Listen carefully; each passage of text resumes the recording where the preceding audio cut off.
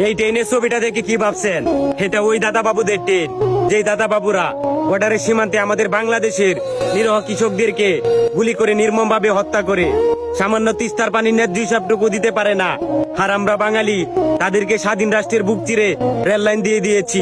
দেখা যাবে কয়েকদিন পরে তারা নিজেরাই নিজেদের ট্রেনের উপর ডিল ছুড়ে মারবে, আর মিডিয়াতে এসে বলবে আমাদের ট্রেনের নিরাপত্তা দরকার, আর নিরাপত্তার জন্য আমরা সেনাবাহিনী নিযুক্ত করব। আর এভাবে আস্তে আস্তে শুরু হয়ে যাবে দখলদারিত্ব, আর দেশ হয়ে যাবে ওই দাদা বাবুদের অঙ্গরাজ্য। আসলে দেশটাতে দালালে ভরে গেছে।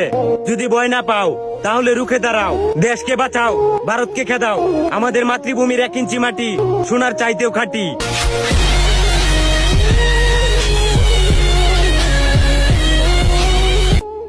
যেই দেশে ধর্ষকের পক্ষে উকিল পাওয়া যায় ওই দেশে পয়রা লেখা জজ হয়ে কোনো লাভ নেই। মুসলমানদের দেশে নেতা হইয়া যদি আলেমদেরকে বন্দি করে রাখতে হয়, ওই দেশের রাজনীতি করে নেতা হইলে জনগণের জন্য কোনো ফায়দা নেই। 95% মুসলমানের দেশে যদি মুসলমানদের কষ্টগুলাই তুলে ধরা না যায়, ওই দেশে নামি দামি সাংবাদিক হইয়াও কোনো লাভ নেই। বলি জাকাত না দিয়া সুদ খাইতে খাইতে দেশটারে করছো ছারখার। এখন সূর্যের তাপ গায়ে লাগে, তাই তোমাদের বৃষ্টির দরকার।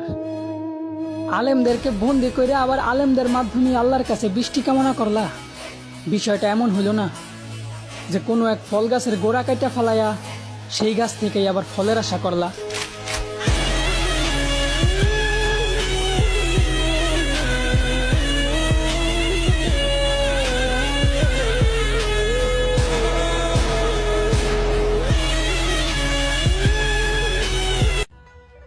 যেই দেশের প্রধানমন্ত্রী একজন নারী, ওই দেশে আজও নারী দর্শন বন্ধ হয়নি।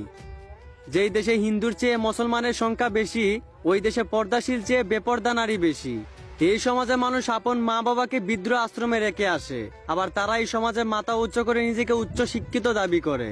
একটা বৃদ্ধ আশ্রমের দেওয়ালে লেখা ছিল, তুমি তোমার সন্তানকে উচ্চ শিক্ষা নয় সুশিক্ষা দিও, যেন শেষ বয়সে তোমাকেও আমার মতো বৃদ্ধ আশ্রমে আসতে না হয়। যেই মুসলমানের দেশে মুসলমানের কাছেই 6 বছরের শিশুও নিরাপদ নয়, সেই দেশে জন্মগ্রহণ করে মানুষ নিজেকে গর্বিত দাবি করে। যেই সমাজে দর্শকের পক্ষ উকিল পাওয়া যায়, ওই দেশে মানুষ উচিত বিচার খুঁজে। এই সমাজে যদি উচিত বিচার হইতো, তাহলে আজ আলেম ওলামারা থাকতো না জেলে।